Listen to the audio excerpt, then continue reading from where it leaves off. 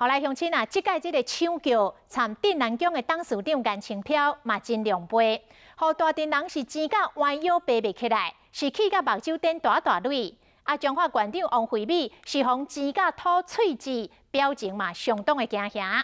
中华警方出动3、4百的警力，这个场面也是失控。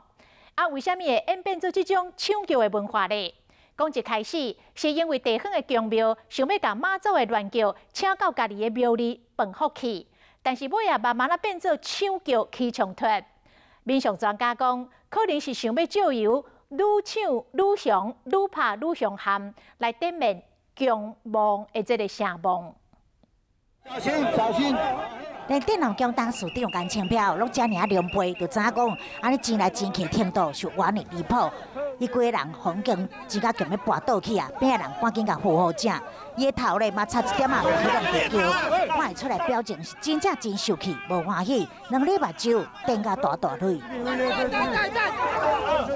来接近中华县长王惠美，嘛去互人真甲强要挡袂牢，伊规个人是东倒西歪，伊个表情咧，这喙齿拢吐出来，大家嘛行到民生地下道，就像安尼人客人嘛形成多年来地方文化。角头拄角头是讲咧。